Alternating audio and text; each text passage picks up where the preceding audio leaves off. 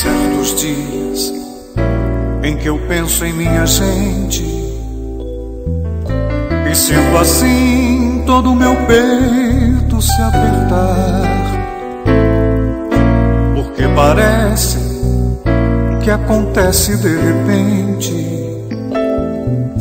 como um desejo de eu viver sem me notar, igual a como quando eu passo num subúrbio, eu muito bem vindo de trem de algum lugar,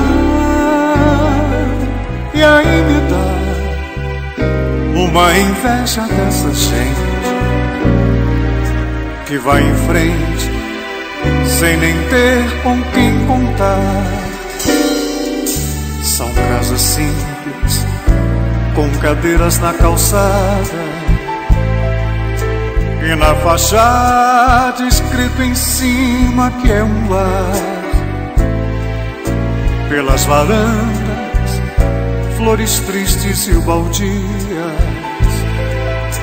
como alegria que não tem onde encostar. E aí me dá uma tristeza no meu peito, feito um despeito de eu não ter como lutar. E eu que não creio, peço a Deus por minha gente. É gente humilde, que vontade de chorar.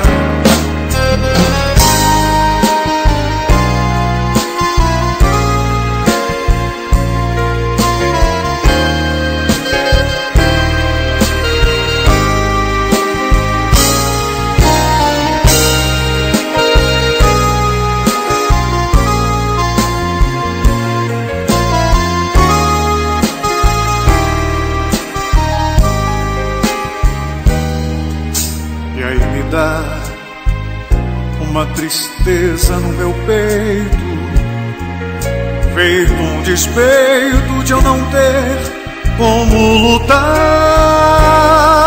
E eu que não creio, peço a Deus por minha gente.